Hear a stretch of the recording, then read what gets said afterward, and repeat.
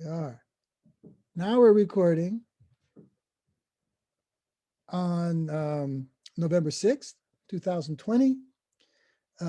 This is Hafez Modirzadeh, and this is Music 542, our GUAR course in the School of Music at San Francisco State University.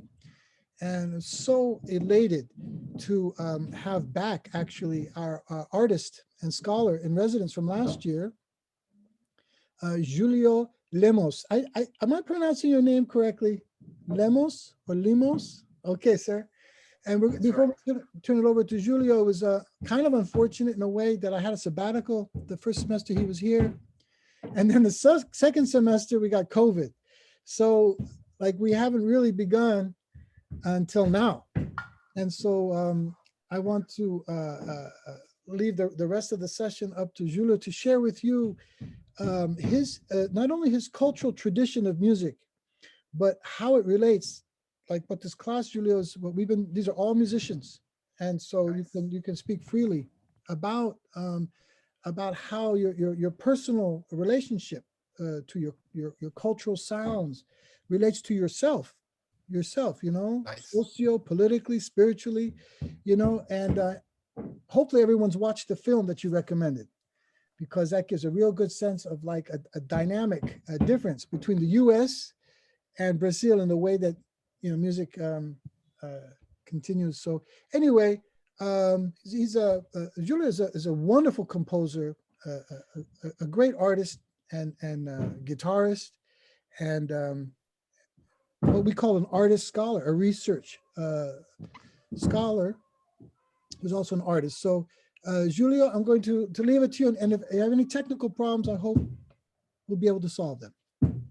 Okay, thank you so much, Hafez, for introducing myself, for the invitation. Hello, everyone that's here.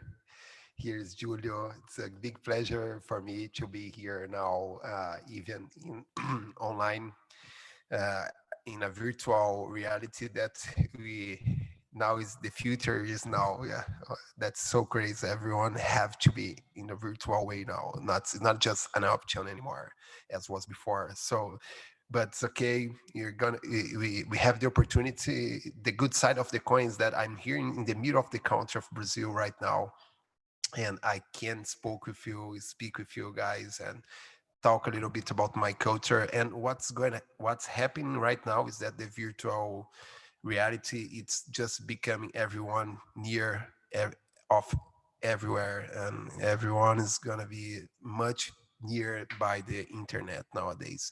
So I will share my screen here, and I will talk a little bit about the culture stuff of Brazil. Let me start here, sharing my screen. Can you see me, everyone? Please say, is that okay? And here, okay. I just see Hafez here. I try to share my screen, but it seems that I need the permission from Hafez to do it. Hafez, are you there? Hey guys, I can't see Hafez right now, but everyone is musician here. Everyone is professional musician, yes or not? I work as a professional musician. Nice, just to know that. I will try to do something that's kind of crazy, that's compress everything in 1 hour and open 30 minutes for we speaking, and you have some questions for me. It would be really nice to discuss. Okay, Hafez. Julio, also, whatever you can't finish this morning, we're going to have you back. You come back before the end of the semester. We make it 2 parts, if you like. Nice. Sounds great. That's a good idea, because you might want to assign us some things to have a part 2 to this, you know, like a follow-up, if you like. Sure, it will be a pleasure for me to continue with that in another moment. I have such a lot of things to tell you guys. I was creating my PowerPoint and I say, oh, there's so much things I have to compress everything. So I did a lecture in the beginning of this year. Anyone here was present there? It was in the theater in the San Francisco State University College of Art. I think nobody was there, yeah. Okay, so that's that's a good thing anyway, because I will talk about some things that I did on the lecture also here. Julio, Okay. I'm just gonna grab a little toast. I'll be right back. So go ahead. I'm trying, just before you go, I'm trying to share my screen here. I What? can't do it. No. Please, let's see. I can't. Let's make sure. I'm trying to share my screen with everyone. Let's see. Oh, hold on. Let's get this. I think you have to authorize me. Whoops. Uh-oh. What did I do? Are you there? I'm here, but I think you shared your one screen with us, but Uh-oh. Hold on. Here, let me do this. Okay. Start again.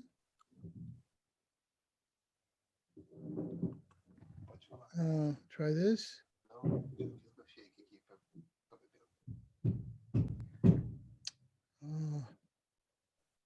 oh, now I can't do it. Can you do it? Okay. Okay. Now we are you with me here, guys? Okay. Yeah. Yeah. Oh, that's great. So I will talk, it's a brief overall of the popular Brazilian music. And I will start in the beginning of the history of Brazilian music, like in the roots. I try to separate in 6 different moments. I will try to like briefly speak a little bit about the main characteristics over these 6 points during the aligned time on the 20th century. So we have the first point, the Brazilian music roots, and then the choro and machixe that are the main kind of genres of music we had on that moment. Then samba and its variations, it's a kind of development of what comes before. So one thing transforming another thing, that transform another thing, until comes to the contemporary Brazilian music, okay? So that's the main idea of this lecture. And I will talk about my composition and talk a little bit about the process, creative process that I developed during the moment of doing that, okay? So one thing that's really important you to know is that, let me put here the presentation from the actual slide. So there's 2 different kind of rhythm that's really important you to know. That's the cometric and the countermetric. As you can see the difference here, the cometric is more like in the downbeat, and I have the upbeat, but mainly what I have is this kind of notes on just in the first and the third quarter of each beat, what means cometric. And what is countermetric? It's everything that comes in the other part, in the weak parts of each beat. Okay. So as you can see here, it's a totally countermetric, and here totally countermetric kind of accentuation. Okay. So we just start from this kind of rhythm pattern. As you can see, more European music and classical music go through this way here, and more the African music and the Brazilian music the rhythm goes more through this way, starting in notes in the weak parts of each beat. So this is one thing really important that we are going to use since now until the end of this lecture here. Okay. So going on here, the next, I will have to go out of here. Okay, here. So one of the first rhythm that we had, it was called polka. It was the European polka with lundu was the main mix of music that we have in Brazil during the 19th century. That became from this. I can show a little example for you here.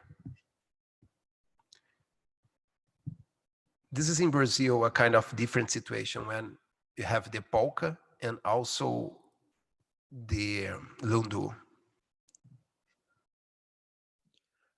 Julio, we can't hear the music. You can't hear? No, we don't hear the music. And now? Not yet. Not yet? Can anyone hear it? No. Did you click share sound when you did share screen as well? Yes, there's a button. You Let should me click hear. that. We I cannot hear the think I music yet. didn't. Let's see. Let me see here. You have to end the screen share first and then reshare it. Okay, let's do it.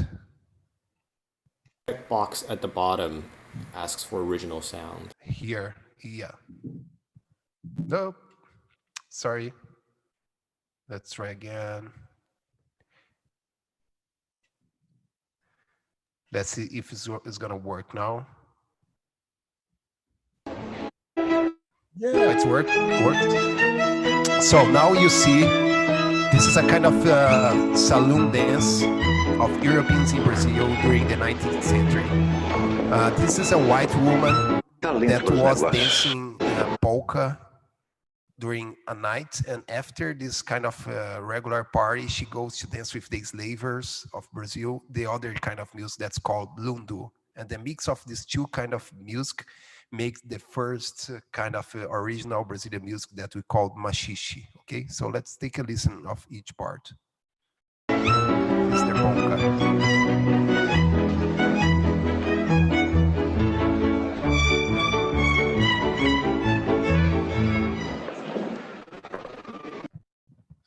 Now the Ludu. Same woman.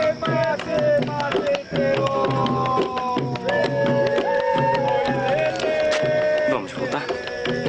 Eu já vou. Só mais um instante.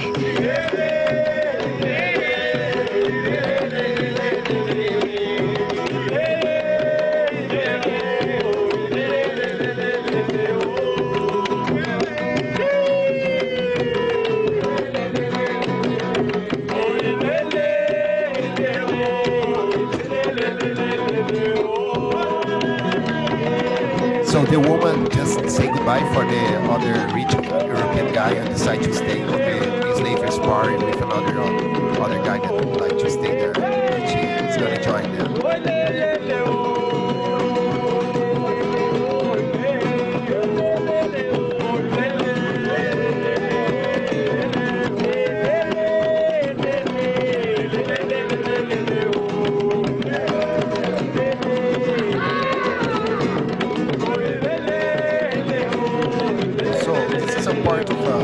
Series that's called it's about the life of this woman that Chiquinha Gonzaga, it's her name. We're going to talk about her after. She was one of the first women composer that was well known in Brazil, and the main composer, her songs become really well known around Rio de Janeiro. Okay, so what you listen is like two different kind of music. That's one is the European, another is the African music. There's a really important musicologist that's called Sinha Aron, this name here. And he talks about the sub-Saharan African music and the comparison between the African music and the European music.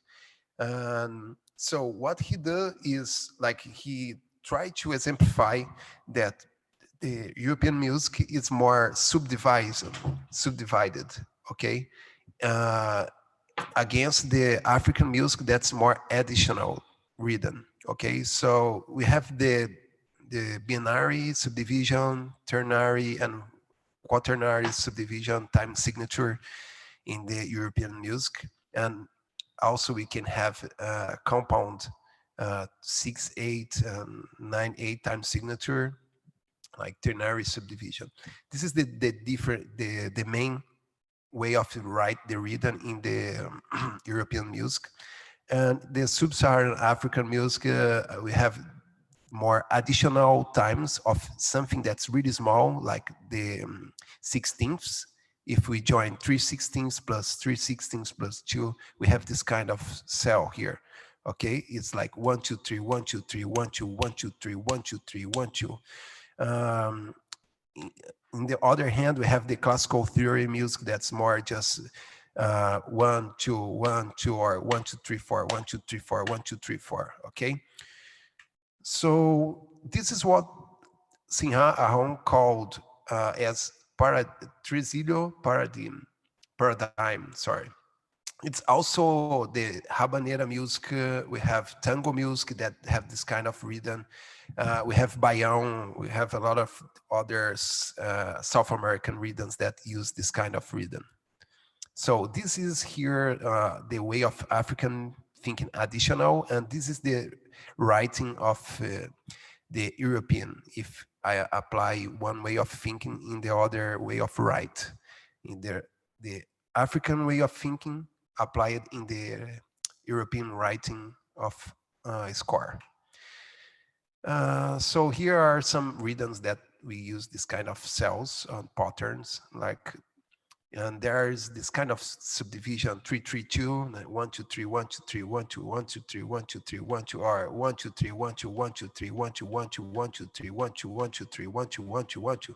So we have it taga da taga da taga daga daga da daga. This kind of additional time, we can find it in those kind of rhythms here, okay? Tambor de Mina Maranhense is in the northeast of Brazil, also Maracatu as well, Pernambucano, Candomblé as well, Machixe is Rio de Janeiro, Capoeira is the rhythm of the Capoeira dance and fight that the slavers used to develop just as a way to, like, to pretend to the owners of the slavers that they were like just dancing, but they were like preparing for the fight at the same time, and also became a kind of song, kind of music style. And macumba, and for sure samba and baião that are more recognized by everyone. And baião, it's also a kind of dance it's a forró. I can talk about it later. So we have the habanera that comes from Havana, Cuba. We have the tango, reggaeton, everything that have this kind of pattern. Tiga da, diga da, diga, tiga da, diga da, okay? The 3-3-2.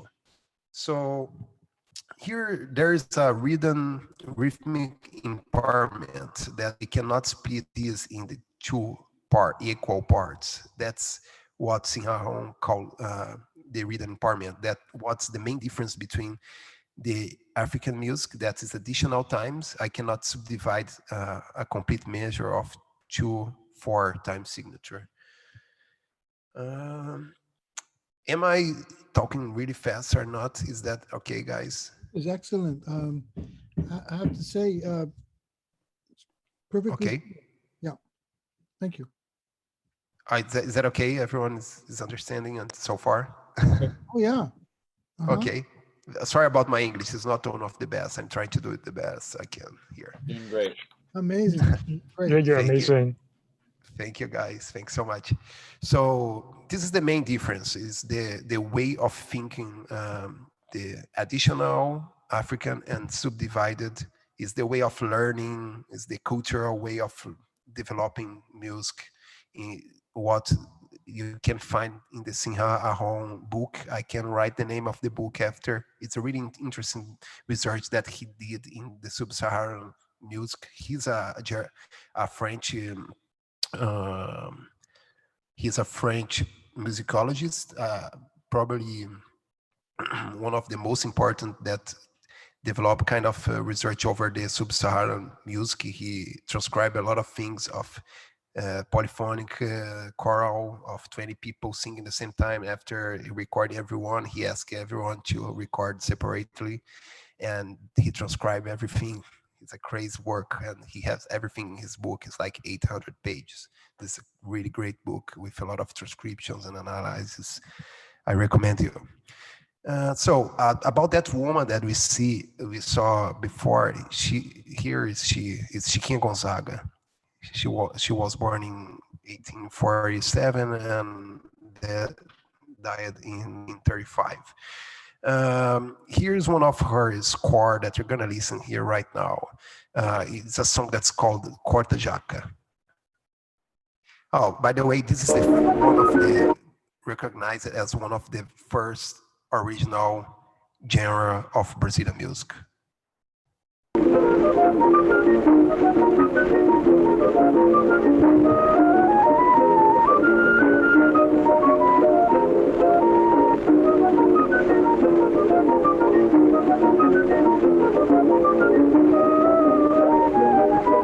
quality of the recording for sure is not so good because it's a really old original recording from the beginning of the 20th century. You can listen here the clav, yeah?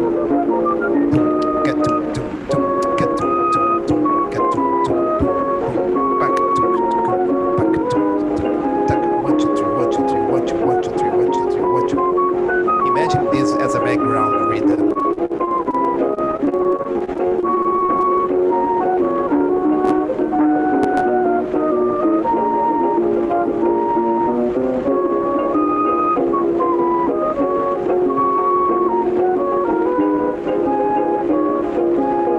As you can see here on the score, it's she was a pianist and she was like from the rich family, European guys, and she was engaged with African slavers, and she developed her one mix of culture, and she was also a woman. She fight for the woman rights in the beginning of the 20th century in Brazil.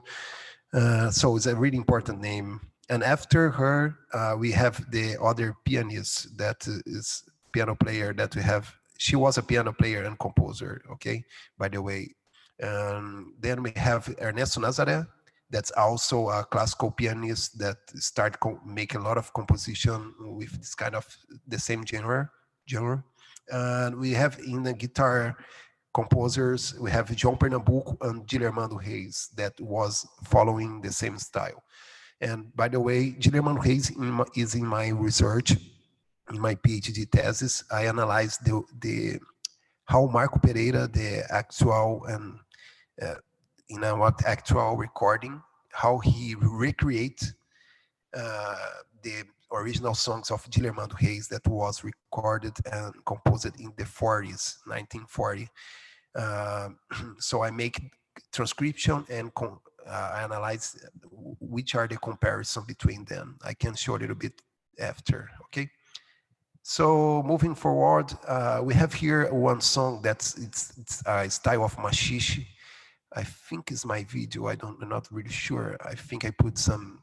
I play 7-string acoustic guitar. That's a really traditional instrument over the machixe and shorey style that does a kind of counterpoint lines in the lower strings of the guitar, as you're gonna see right now here, and we follow the same kind of rhythm. That's the machixe, the first kind of before what we call the choro. We're gonna see in the following example.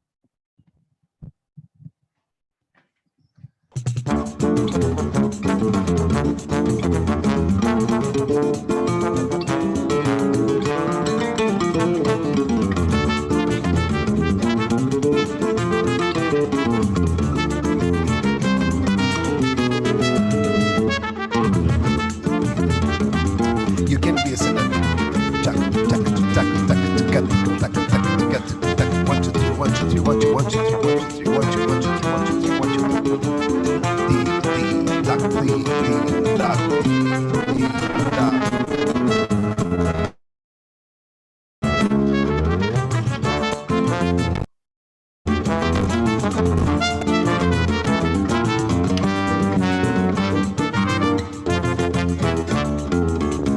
So this instrument is a 7-string acoustic guitar. This instrument is really functional, the first kind of groups that we have of Brazilian music, because he do the counterpoint lines. Also, he has the function of doing the bass, but it's not. In the beginning, was just regular bass, like ting tong, and then during the 20th century, I can talk after about that, how it developed, becomes more phrased, like because of the saxophone of Pixinguinha that I'm going to talk right now, the next slide. There was a really important guy that I will talk to. He creates this style of playing the 7-string acoustic guitar. Okay, he just was he was repeating the phrases that was developed by Pixinguinha. This next slide here. So Pixinguinha is this black guy that was an amazing multi-instrumentist, arranger, a composer.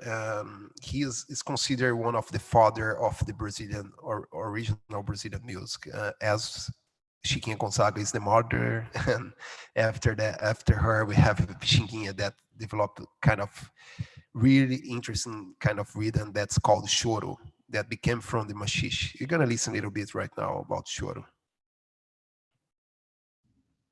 This is the original recording of choro, composition of Pixinguinha. You see the melody is more fast, it's more subdivided than the machixe.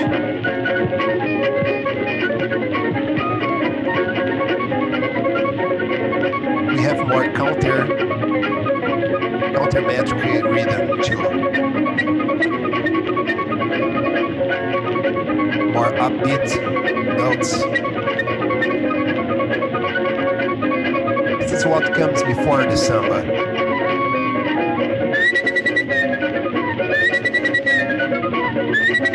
He's playing the flute.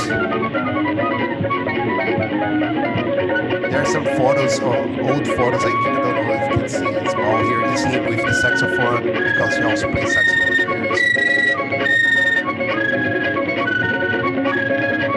This picture here on the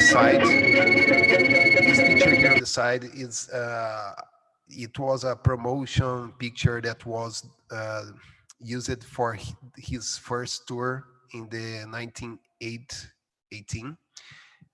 With a group that's called Oito Batutas. Pixinguinha is here in the middle with saxophone, because he also plays saxophone, etc. And he's an old picture, of course. He was a teenager here, but here, in 1919. Okay, so another really famous song of him, it's called 1-0.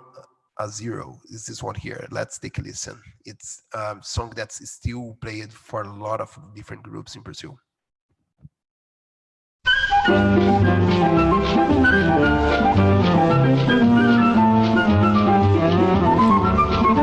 I just would like to call the attention for you guys that Pixinguinha is playing saxophone on this song. The first song he was playing flute, but here he's playing saxophone, and he's doing the counterpoints that's correlated the style of the 7-string acoustic guitar. Check it out.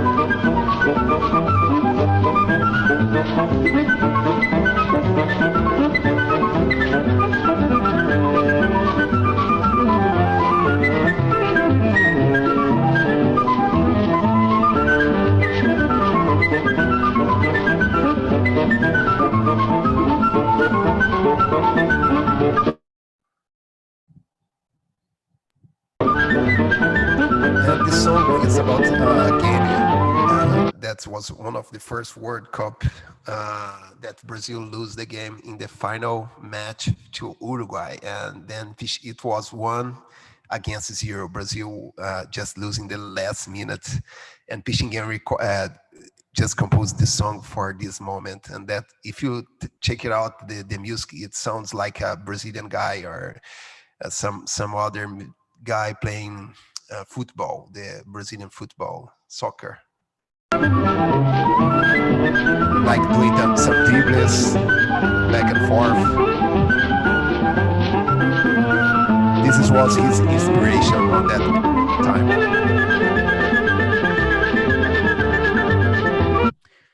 So yeah, now we have. Is everybody there? I can't see anyone here, but just to check it out. Yeah, we're here. You're all here. Okay, that's good. I can put here in the side of the screen. Now I see you guys. Okay. So now let me close again it here. Okay, now I will show you guys Roda de Choro. That's really nice kind of engagement between the musicians in Rio de Janeiro. That's really traditional way of playing Brazilian music. Check it out. They are playing choro.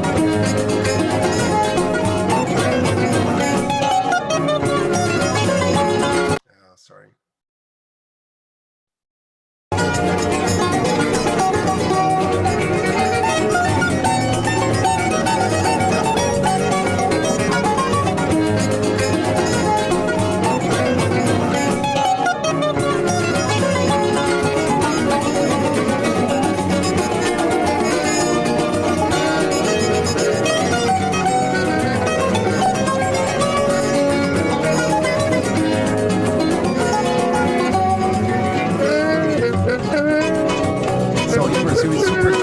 That if we find this kind of roda de choro around the city of Rio de Janeiro, not nowadays because of the COVID for sure, but before, a lot of places, bars, public spaces like farm market, etc. Okay. Here is a transcription of a 7-string guitar and with a flute over the song of Pixinguinha, as I talked before. It's really interesting. You see the counterpoint and how is the communication. Here on their pentagram is the 7-string acoustic guitar transcription, and here is above is the flute. Okay, let's take a listen in a moment. The 7-string guitar is doing the counterpoint.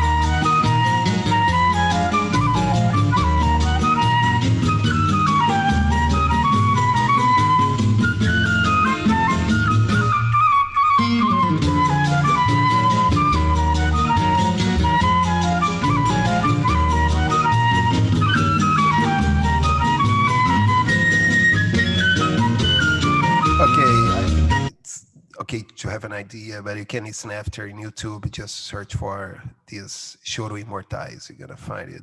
So, who is playing this 7-string guitar? Is this name? This guy, Dino Sete Cordas. He's one of the more representative guitar player on this style. He just was reproducing what Pixinguinha did in the saxophone because they played together during 5 years. So all these things that I'm talking about for you guys, it makes the influence over my compositions. That's why I'm trying to go from the back until the nowadays. Okay, so this recording, I think that we just listen now, it's from the 40s. Okay, now I will show you some videos of mine that are on YouTube that it's correlated of the two different ways of playing the guitar: the solo guitar and the accompaniment of the 7th string. And I did some fun videos here doing the both things together. Check it out here. I would like to show you. So one of the songs is the Chico Chico. I'm playing with my twin brother. He's also called Julio Lemos too.